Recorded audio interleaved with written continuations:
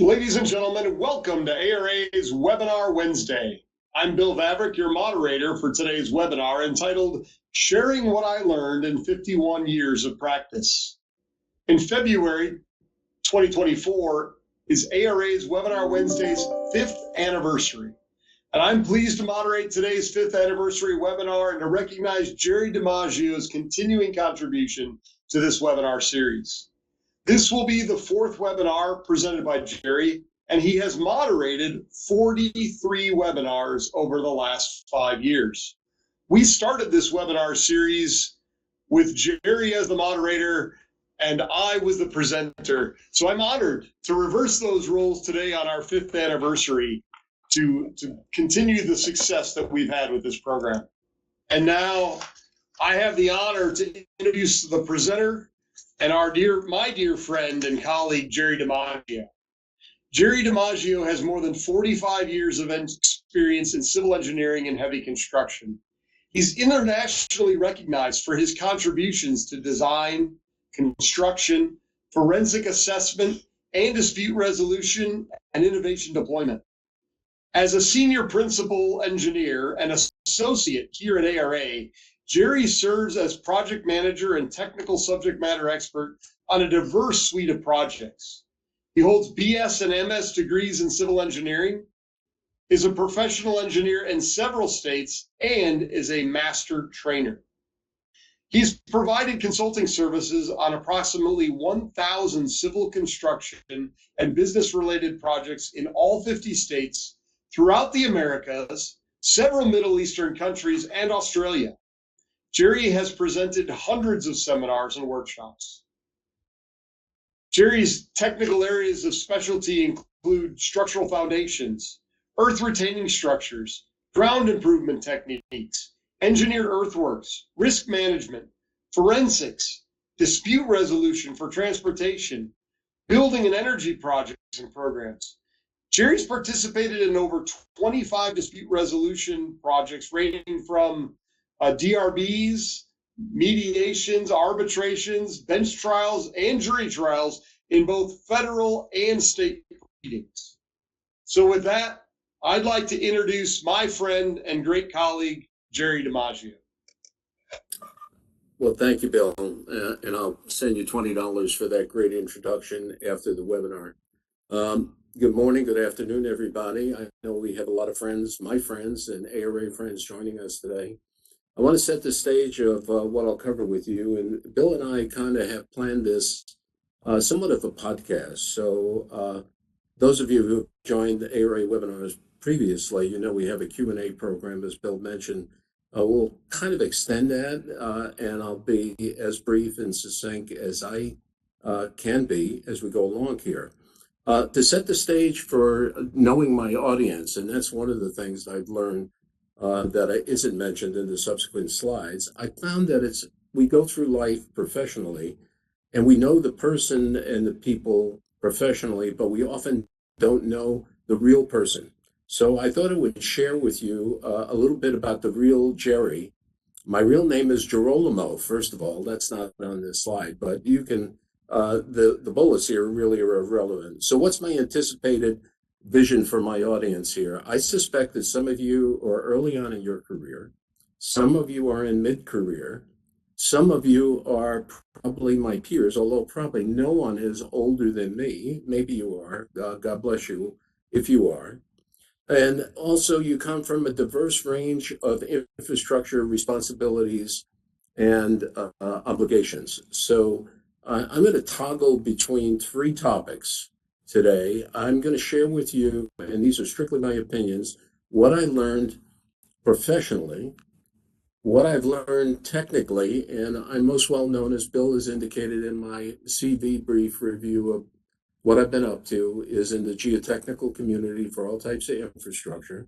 So it'll have a slant towards geotechnical design and construction and long-term monitoring, but I think there's something in it for everybody. So again, talk a little bit about what I learned professionally, a bit of what I've learned and wanted to share with you what I've learned technically. And finally, mention and close out with a bit on challenges and what I think are the needs of the transportation community of the infrastructure, very broad area that we work with. So where I've been, again, I'll invite you to kind of look at these slides as we go along. As I use one of my Jerryisms, I'll cherry pick some of the bullets. I've actually been in practice for 52 years, and it's a long time. And let me stop there and say, over that period of 52 years, one of the things in hindsight that I learned was things are constantly changing. So as I began my practice in 1973, and as I reflect on the knowledge that's required and the evolution of geotechnical engineering and heavy construction across all infrastructure features, that long period of time has resulted in enormous changes. Now, I've had the opportunity and the luxury of working for a number of different organizations, both state and federal government, not-for-profit, specifically the National Academies of Science. I've been, excuse me, principal at an R&D and a consulting firm, that's ARA, that's us. And I've had the pleasure, and I thoroughly enjoy, but I honestly don't have the time to do it any longer, is working in the academic community. I've been an adjunct professor at three different, very distinguished universities, and I'm very much honored by that. I've traveled a lot, but note the bold bullet here. What I learned growing up from a blue-collar family in Brooklyn, and I have to admit, my family didn't know what an engineer was. We were Sicilians, we are Sicilians, but in 52 years of civil engineering, I've got to meet thousands of wonderful people from diverse religions, cultures, nationalities, with all different skill sets and knowledge and experience. And I would have never imagined that beginning my career in 1973. Next slide, please. So, standing alone, before I get into what I learned, I'm going to ask your indulgence and ask you to read what I think is a very powerful slide. It's the life of an engineer following graduation. And you notice the center of the slide is at that center, excuse me, is it doesn't really have a beginning or an end. It's an evolutionary circular process where we are constantly going from one step to another. For example, personal management and self-respect, that should be self-inspection, performance monitoring by others, so anticipating I'm going to get feedback, hopefully. Sometimes we don't get as much feedback as we like. But if you just spend a second, and I'll be quiet for a second or two, take a look at this and put yourself in terms of where you're at today relative to these different steps in the circle. And that circle doesn't go around once. It's a continual process. Next slide, please. Wow. Infrastructure. This particular slide is focused on transportation. That's longitudinal infrastructure. We have vertical infrastructure as well. I've had the pleasure of working on many of the types of features that you see shown in this slide, as well as Bill has indicated. I've worked on buildings. I've worked in the rail community, the transit community. I've worked in the energy field. But my main thrust of my experience and knowledge is working in highways. And that is just happened to be where my career took me.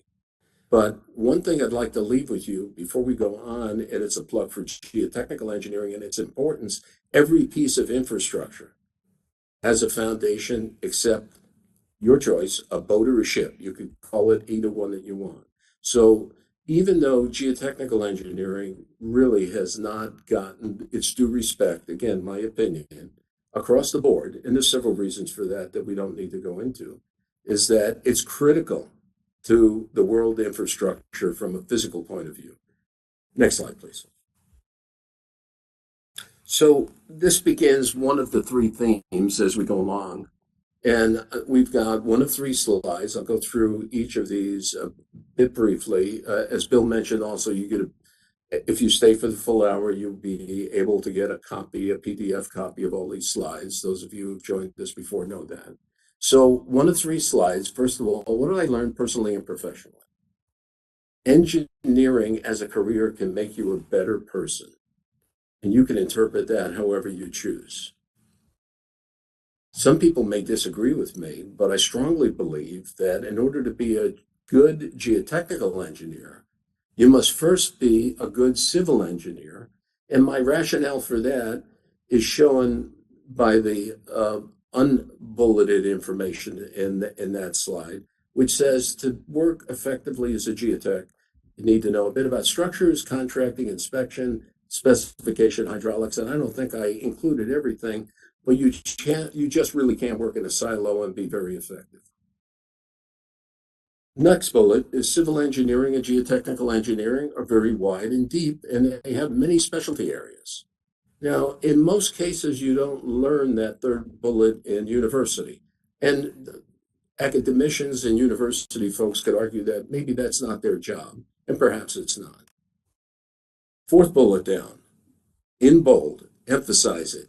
This ain't no job. So if you think engineering is a job, you're not in the right place. Engineering is a profession. In many countries of the world, and unfortunately, the United States is not one of them, civil engineering or engineering at large gets the same respect as a medical doctor. So engineering is a profession, and civil engineering, the other side of it is, it's a business. If we don't make money in our respective role, whatever it be, academia, consulting, construction, public practice, private practice, we can't keep the lights on in the building.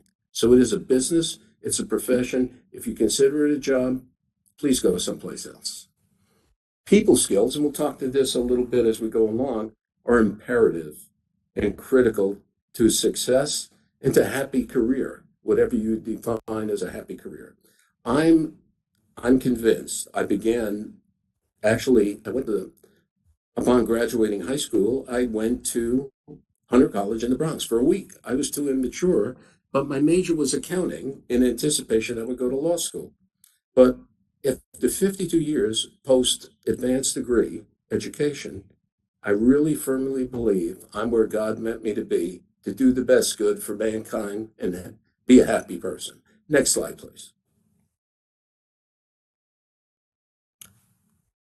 So this is 2 or 3. What's the importance and the power of effective communication, both verbally and written? It's imperative. Now, this doesn't come very easily, automatically, to engineers and scientists.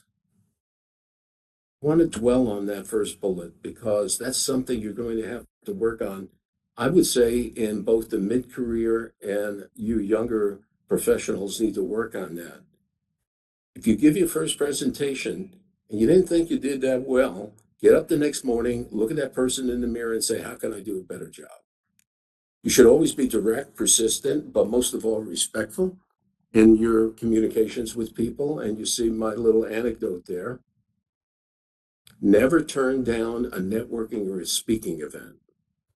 You know, I'm being accused many times by my wife of a very long time and some of my long-term friends is saying, you have a problem. You never say no. And I have to admit, that's a problem, but all these opportunities that I'm presented by, I'm inquisitive. They don't have to be some great opportunity, but I'm an inquisitive person. Never stop learning. So that goes along with my statement about being inquisitive. Learn from others, but most importantly, learn from yourself. Think of what I mentioned just a moment ago about looking in the mirror. Reinvent your primary skill. Now, that might sound a little bit weird, right? So it goes along with being inquisitive. There's a new activity that comes out. We hear, for example, today quite a bit of discussion about resiliency. And I have to admit, probably 2 years ago, I didn't even know what resiliency meant by definition, but I was inquisitive again. And thanks to some of my younger colleagues who are a lot smarter than me, I've been able to learn a lot about resiliency and develop some knowledge and skills and a bit of experience, which I'm not done with. And we can mention other things, geotechnically, geosynthetics, load resistance factor design, structural foundations. And remember what Rodney Dangerfield said, earth retaining structures don't get any respect. Well, that's not what Rodney said. That's what Jerry said, but that's true. Earth retaining structures are a fascinating, often forgotten asset. Always try to be a mentor or a protege. Now, look at those two words. Those mean very different things when you're dealing with others in every single situation that you encounter. Next slide, please. And finally, 3 of 3 slides. You're going to have to work as a team because most of the problems that we're faced with today from a business and an engineering and scientific point of view require a interdisciplinary team. So if you behave as a geek, everybody has their own interpretation of geek, and you only work in your small cylinder of excellence, you're not going to go very far. And I'd suggest you're probably not going to be very happy. So the next one might be a bit surprising to you. In hindsight, I wish in my electives, and I could have done this postgraduate, I would have taken more psychology and sociology classes. Well, what's the rationale for that? What I did learn early on in my career is the diverse personalities, and I don't mean being schizophrenic, but the multiple personalities of people that are in our teams. And each person is doing what they think is right. I'm convinced of that. So I have to understand their behavioral patterns, not necessarily to impose my behavioral patterns on them. Be proud of your accomplishments. You're going to get many awards, you younger mid-level people. My peers, excuse me, have gotten several awards, but don't let that get to your head. And if you get a swelled head for a day or two, that's great, but don't let it get too big. Lead a balanced life. And look at that bullet. You'll see later on, I'm probably not a very good role model for a balanced life, but that's me. I can't be anything more than I am, and I probably didn't work very hard at developing a balanced life early on in my career. Be flexible in your professional and your personal paths. You can script 20 years, 10 years, certainly not 15 years, 50 years, excuse me. And finally, and this might sound a bit crazy to you because I think a little differently than many people, there's no such thing as a bad experience. I've had some work assignments that are at the conclusion of which I walked away and said, God, that was awful. But in hindsight reflection a bit later, I said, I learned something from that experience. Next slide, please. So just before we go on to technical topics, let's talk a little bit about conference participation and what we should gain, in my opinion, when you go to a conference. Now, I'm going to a huge conference in Vancouver, British Columbia. February 24th is when I'm traveling. There'll be 1,500 people there, maybe 2,000 people. So what should you gain? Let's take a look at what we should gain from a conference as we look along.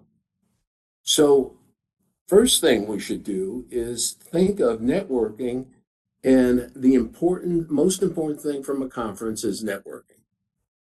And when you network with new people or you network with people that you haven't dealt with in quite a while, look for and try to identify some follow-up communication. If you can, learn about a new product, a material, or process which you can apply in your practice. Now, most major conferences have lots of exhibits, and you go around there, you walk around, you probably don't look at the people behind the table. You just look at all the tchotchkes and the candy that's on the table, you steal the pen or whatever. So be selective. You may not want to visit with all the exhibitors, but make it a point because these people are very smart in the specialty area that they have. Be selective in learning something that can help you. Next slide, please. So we have a bit of animation here. You're at a conference, and what you should do, compliment and encourage young presenters, because as we said before, speaking in public does not come natural. You do your first, second, or third webinar or a 15-minute presentation, and you're going to wake up, hopefully, if you're a humble, modest person, and say, you probably didn't do as good a job as you really wanted to do. Now, we'll get into this concept in the next bullet of selling, skills, and messaging. Learn how to be a good listener. And one of my very great colleagues, who happens to be moderating today, often says, you have 2 ears and you have 1 mouth. So you can be twice as effective in being a listener than you can be a speaker. as you're interacting with people. And as we'll talk in a minute, selling is not a dirty word to scientists and engineers. Selling in a strict definition might be interpreted as a dirty word for scientists and engineers, but it definitely is not. Again, I'm entitled to my opinion. Last bullet in this area is practice the skill of selling the company's services. All of us work in a very small niche.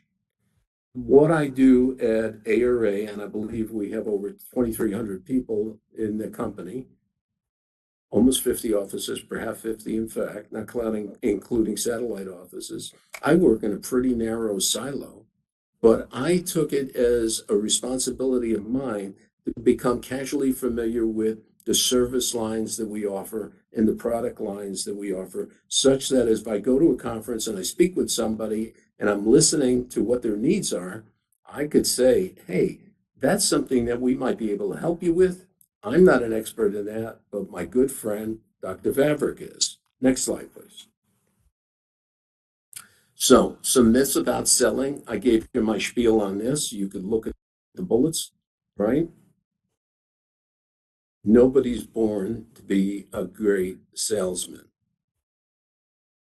So that is, again, an art and a skill set you're going to have to work at.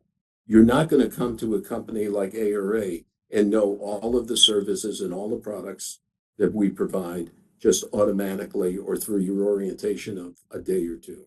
You're going to have to work at it. There is some falsehoods here and myths that are listed. Just, again, I'm counting on you guys reading as we go along here. Next slide, please. Okay, so I said we had 3 windows here that we speak about. We talked about what I learned personally and professionally. Let's take a little deep dive into what I learned technically. Now, if you're not a geotech, just bear with me as we go along here, because some of these statements really apply to any discipline within civil engineering or engineering at large. A knowledge of geology and soil and rock mechanics is imperative. Mainstreaming of innovations within the engineering and the scientific community is very slow, and it's sometimes an awfully painful process. I mentioned the third bullet before in terms of being a successful geoprofessional and having casual understanding and expertise and knowledge in all these areas that are listed here. For example, I know a fair amount about structural analysis. That doesn't mean I'm going to do a structural design or be comfortable stamping plans or stamping a report to that. But I need to be able to converse in that particular area as an example, because I have to interact with structural engineers. And just again, as an example, they speak a different lingo than geotechnical engineers do. Some technical topics in your specialty area are more fun than others.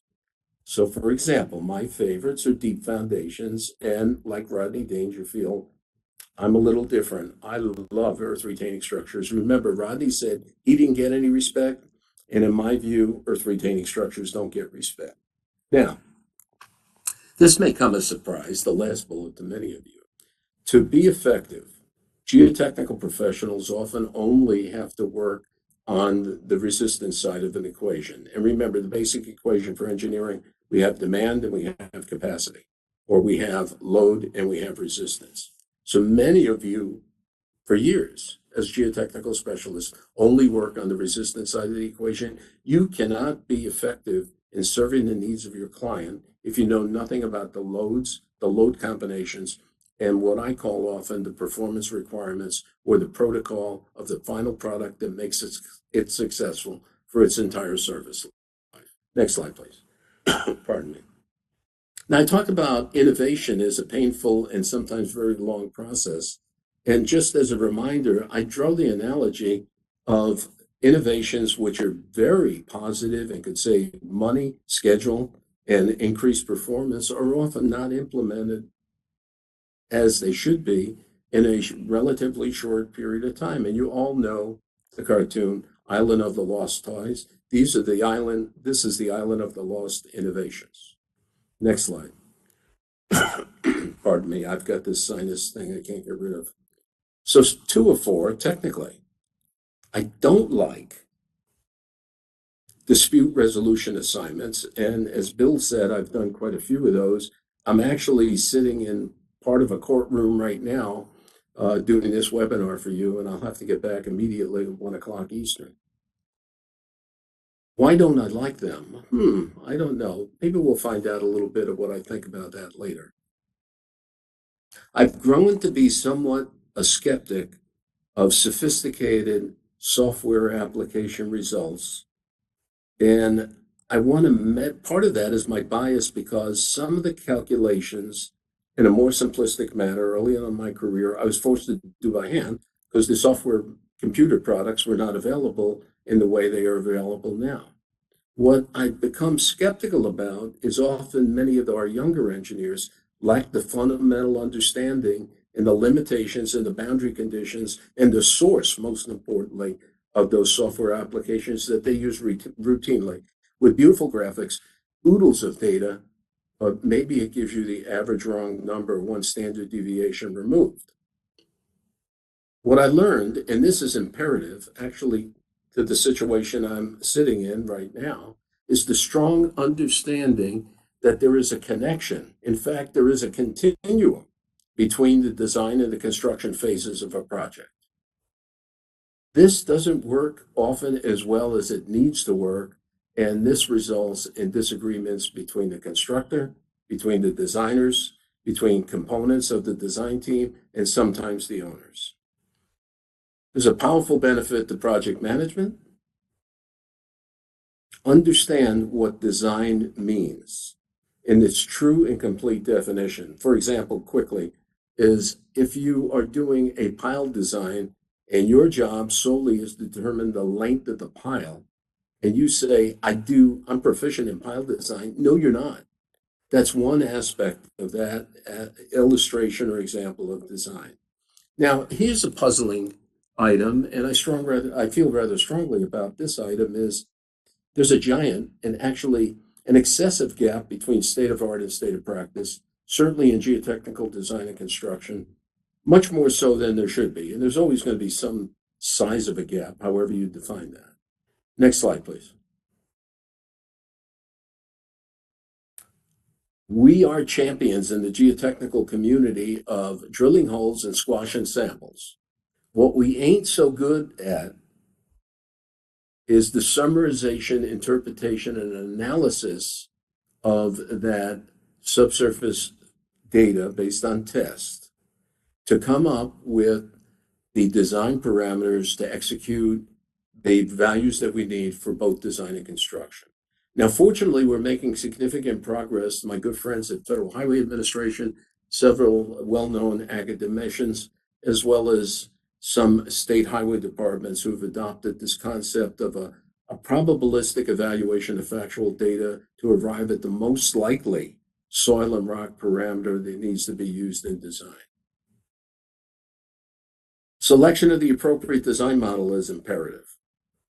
And in order to do that, you have to fully understand what is the basis, limitation, and the boundary condition of the design model that you're using so that you can see whether it's well matched to what you're designing. Some of this stuff is common sense, but some people don't have as much common sense as other people. Understand performance requirements. I mentioned that term a little bit before.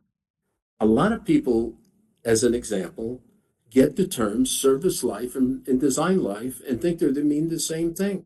They mean absolutely 100% two different things. Design life means one thing. Service life is focused on the actual performance of the feature, not how you design it.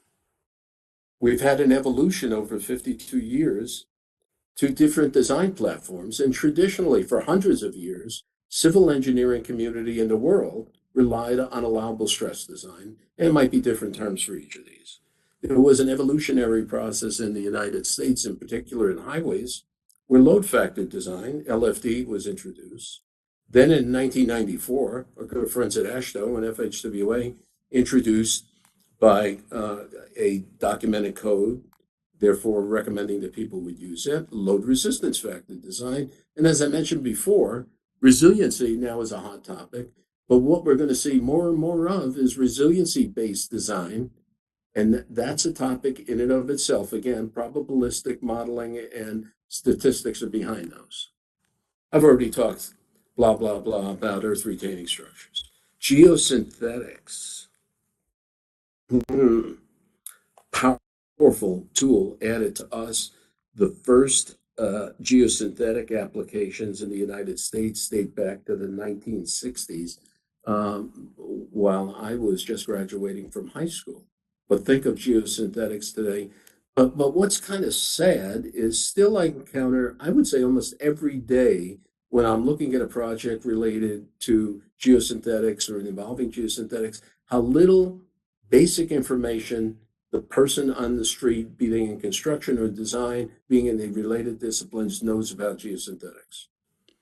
Instrumentation and monitoring, that used to be something you did if you were doing a research project, still true, but we use that based on the sophistication of the sensors today as a powerful tool to reinforce and to validate and to verify what our designs are. Next slide, please. Earth retaining structures. Right? So here's the favorite fill type of wall in the United States, I know, and possibly the world, I think. And a lot of people still don't know what a mechanically stabilized earth wall is. And for those of you who don't, and a number of you are not geotechnical engineers, they're all about us. And I kid around as I often do. I would say that I know for a fact the two largest markets in the transportation community for retaining structures, specifically mechanically stabilized earth, are in Florida and Texas. And if you're a good rock thrower, some of you are good rock throwers, I know that, because engineers and scientists can't be one dimensional. If you throw a rock in any direction in Texas or any direction in any part of the state of Florida or Texas, and you're a good rock thrower, you're going to hit two things. One is a geotechnical specialist, and on the bounce, you're going to hit a mechanically stabilized earth wall. Next slide, please. So I've got a little homework assignment, and I'm not going to dwell on this other than to introduce it. Uh, we talk a lot about codes and specifications and references. Let me first say that those three words that I just used, code, specification, and reference, mean very different things by definition. So that's first part of your homework assignment. Second part of your homework assignment is shown in this table. I've got a number of code events shown in the left column. And then I have a number of respective dates of when those codes were introduced or the sub-statement began. And your job, and you'll have this copy of the PDF version of the presentation, is to match the code with the correct date. I don't give you the answers, so you can check it on your own. Again, it's a homework assignment. And all those dates are correct. They've been checked. They've been verified. I haven't stamped them, but they're correct. You'll have to take my faith and truth in that. Next slide, please. So finally, what did I learn technically? Reliability-based design is my thing. That's the itch I'm scratching now, because that's what my just inquisitive personality has led me to kind of learn a lot about. I learned also that there is this term design optimization, which has really been powerful in terms of making foundations in particular, deep foundations in particular, much more economical for the owner. Now, we got to be careful. When design optimization means that you've really got confidence in the final product, you're not compromising safety. So the structure is as safe, in some cases is more safe, if you try to optimize the design, if you do everything carefully. Risk management. Ah, excuse me. Some of you have heard me talk about risk management before. And risk management, honestly, in geotechnical practice, and to some degree in civil engineering practice overall, is not practiced correctly, is not practiced consistently. Again, as I mentioned before, avoid technical and contract disputes if you can. Technical disputes sitting in a restaurant or a place to share a soft drink is fine among professionals. Contract disputes associated with different parties on a project is not a good thing. Doesn't lead to a happy ending for anybody. Try to balance simplicity of design with complexity of design as appropriate for the requirements of the project that you're working on. And finally, 404, the power and diverse applications and capabilities of ground improvement methods and materials is just enormous. These often, in the early 1970s, ground improvement methods and materials were afterthoughts, or saying, we might try it if nothing else works, but that's not going to be the first or second thing we think of. Next slide, please. So to the third phase, and the ending phase of what I'll cover, is what are some of the biggest challenges for the geo community? And we've got two slides here, and I'm looking at a window of about 5 to 10 years.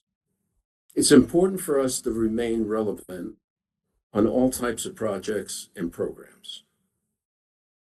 I'm talking about the community level here.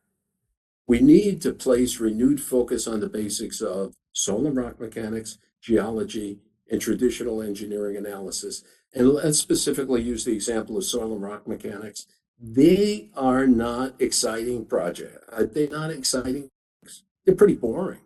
Geology, a little bit more exciting. So, but what often excites the younger generation, and forgive my biases as an old person, is we're going to shy away from things that are not kind of entertaining and things that are not exciting.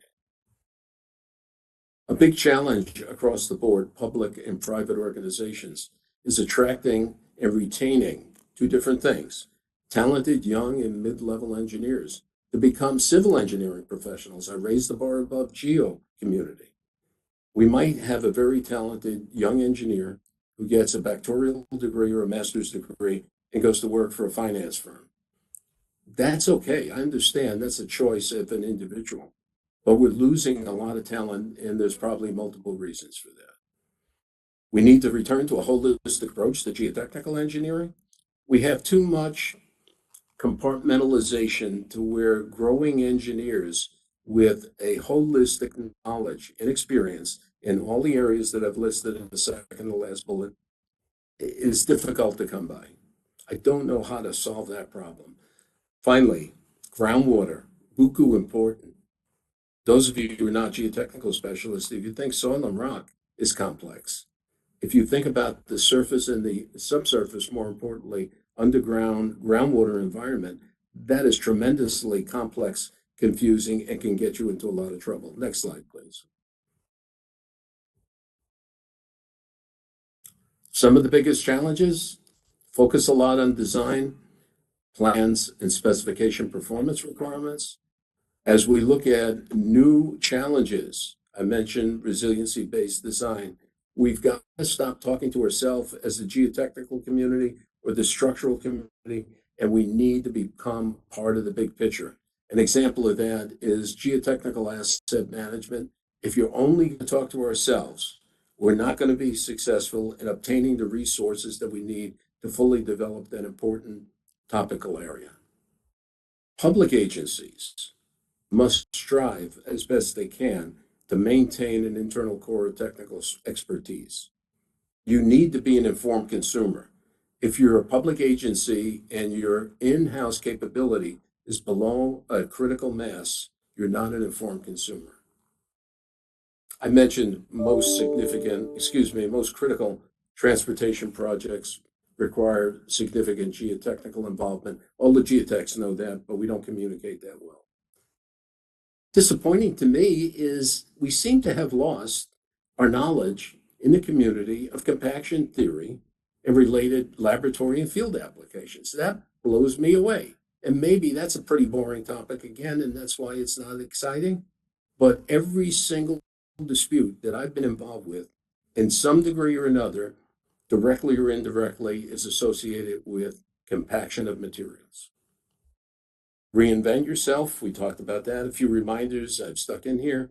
Become a leader in interdisciplinary programs and issues. So I haven't mentioned scour. That's a great example of an interdisciplinary topic. The geotech should be co-leading that, in my view, with the hydraulics friends and specialists. We should not be in a situation where we're just getting numbers from the hydraulics people and estimating pile lengths and the unsupported lanes and the structural section that's required. Last bullet in this area, Don't apply what you don't fully understand. You say, boy, that's a pretty dumb statement, Jerry. Why would you say that? I see that every day of the week, sometimes twice on Friday. Next slide, please.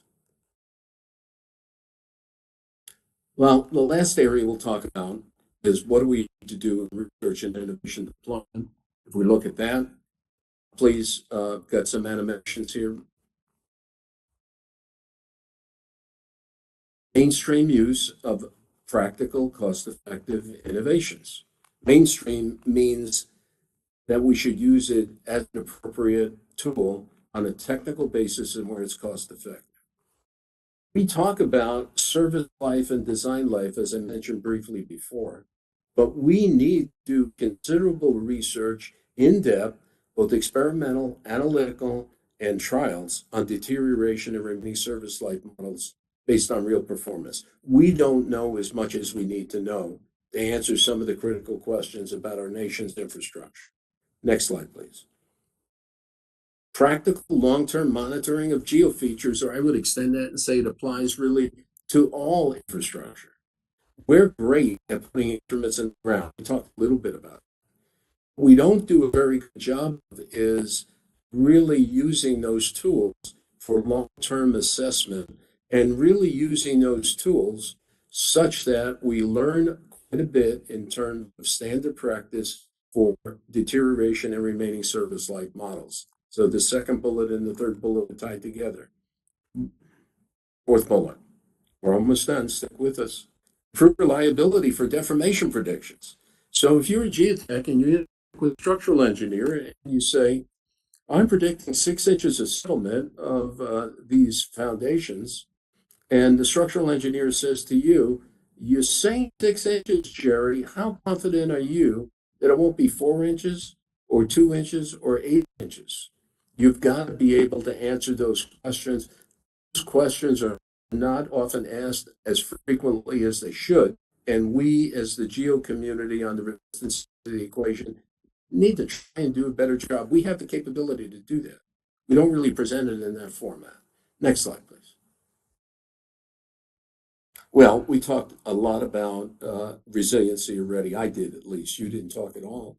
We didn't mention climate change. That's tied at the hip with resiliency, and we'll see more and more about that. If you see the word resiliency in geofeatures, you should definitely learn more about it, be they in papers or conference presentations. Short and long-term performance of geotechnical features. Yeah, we need to define processes and develop processes for that. Next slide, please.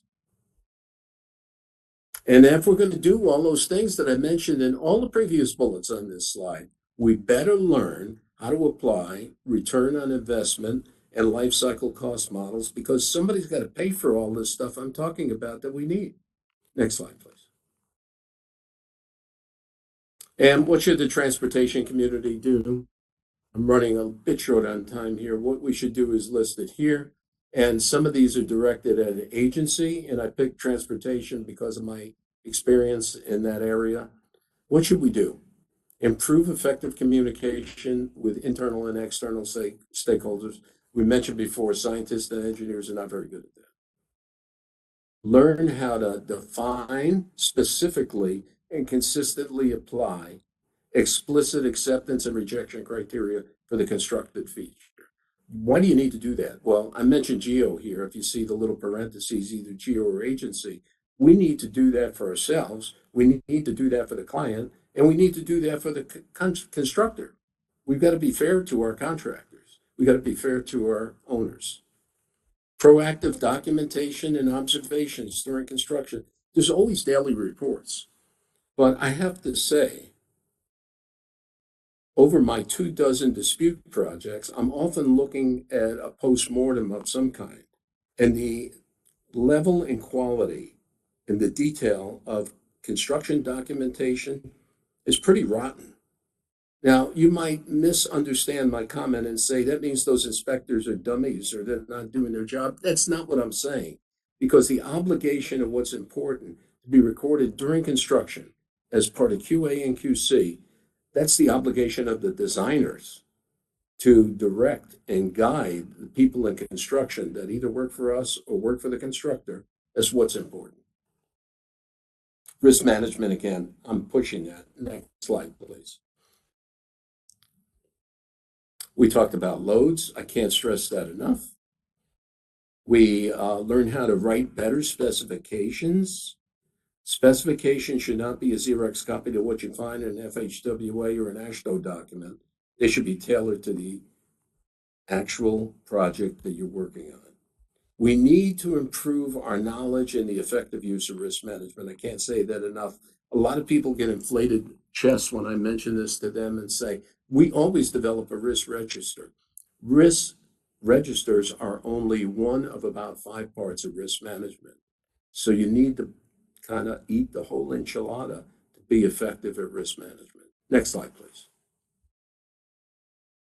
What's next for me? Well, I don't know really. I'm probably going to continue to work in some capacity until I can't work anymore. And when will that be? When I'm not having fun or I'm physically unable to contribute. So with that, I want to turn this back over to my very good friend, Dr. Vavrick.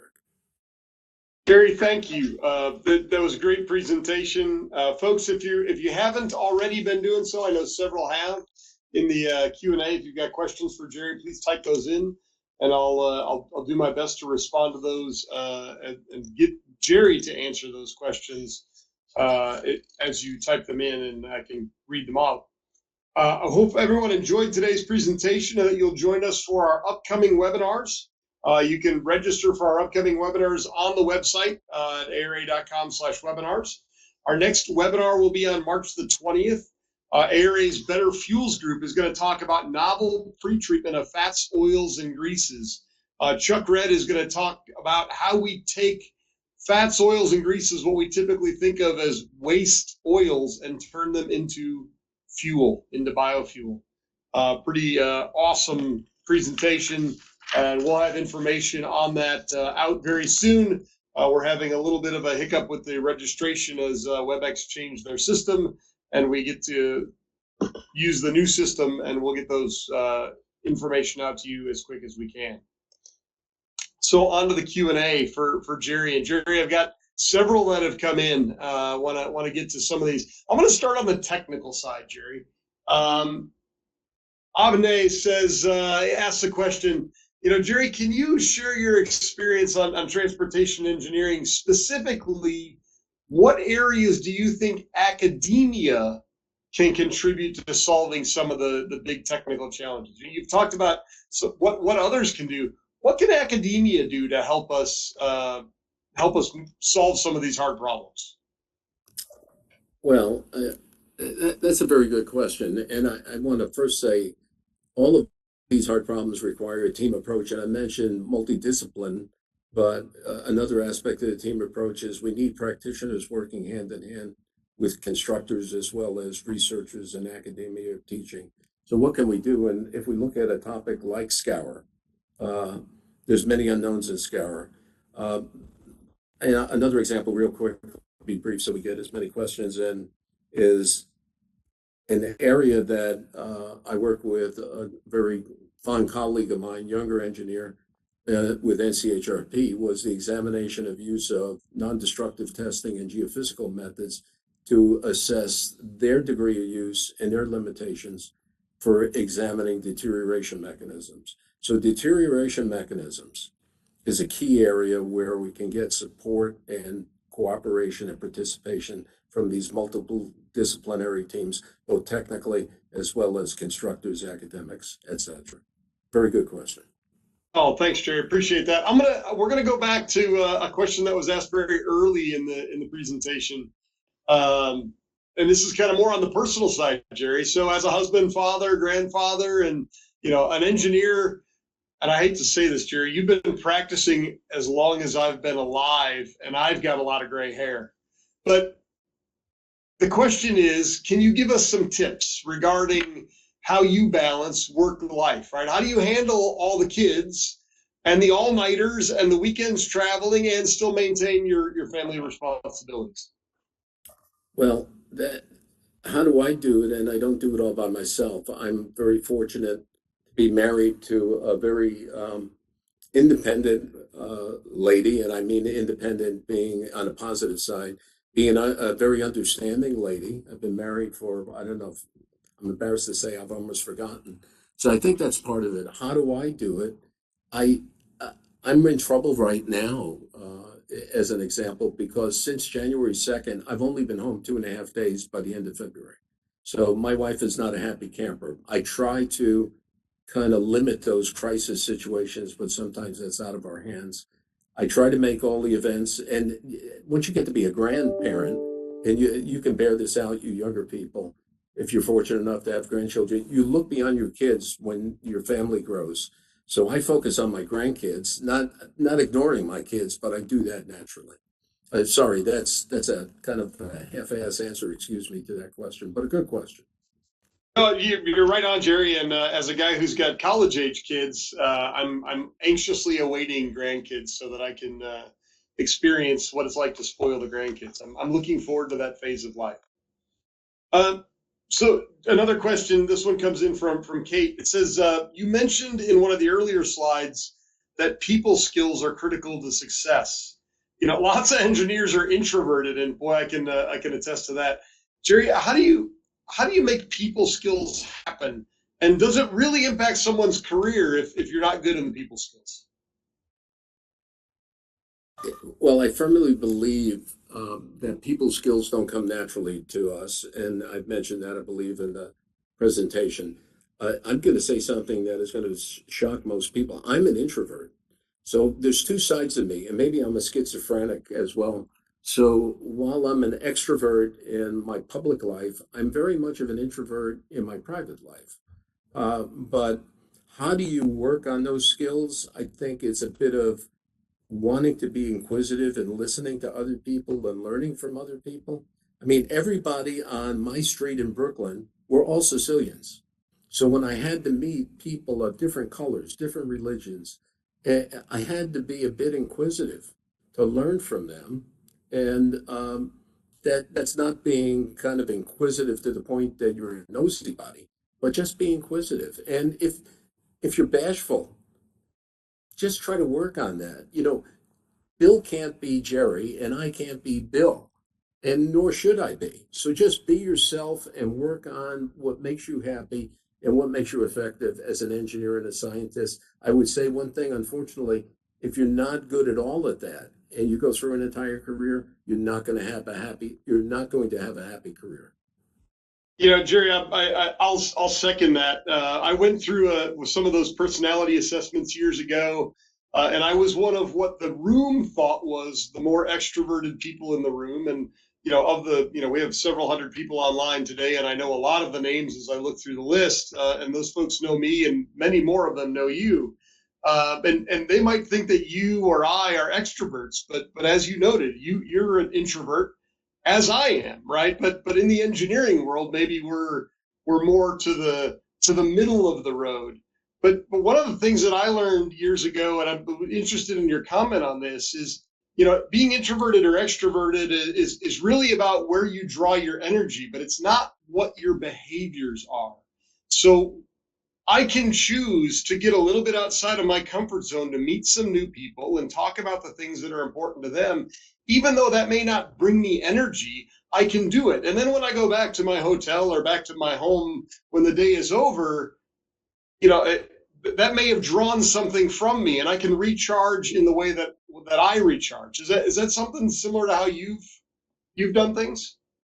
Yeah, I mean, that's correct. And I think, not that I don't have any personal friends, I might add one other thing is the way my career has evolved.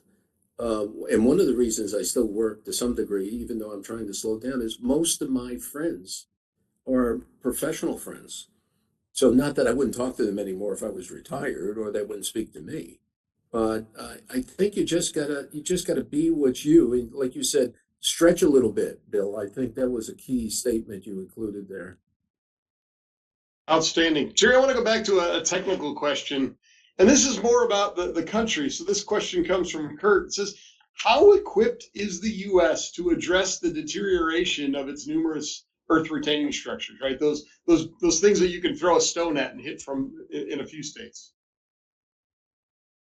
Well, I don't think, and thanks for the question, Kurt, is I don't think we are equipped to examine deterioration modeling and have the tools for an assessment, the non-destructive tools and the geophysical tools. We've got great tools, but we need to work on the physical equipment and the modeling more. But our knowledge base in that area, again, my humble opinion, we need to go a long way. It's a ripe area for research, and it's a ripe area for instrumentation. And it's a ripe area. I would give one analogy, and don't misinterpret that I'm bad mouthing my structural friends. We've been collecting data on bridges as mandated by Congress for very good reasons for over 40 years. I've had the fortune to be the preem on a significant study with the Federal Highway Administration to examine structural health monitoring, and I view it almost as a giant synthesis of where do we go next. So to say it succinctly, we've been monitoring structures for 40 years, but yet if we take a structure top to bottom, I mean from the deck, from the rail rather, all the way down to the tip of the foundation, what we know in terms of deterioration mechanisms is far less than we need to know and we should know as we go forward. There are, by the way, 600 and I think 616,000 bridges in the United States, somewhere like that. Wow, that's amazing. You know, Jerry, this one came up in a couple different people's questions. I'm going to kind of synthesize a couple of them together. But you know, you talked about the gap between the state of practice and state of the art, and how sometimes we're slow to implement in the civil engineering world or the geotechnical engineering world.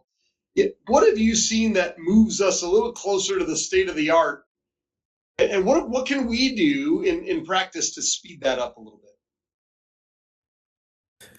Well, as we have what we can do in terms of speeding it up, and I was very delighted while I was working at the National Academy's TRB for the Sharp 2 program that, and now it's become a model, is the requirement for an implementation phase whenever any research is even initiated, let alone executed.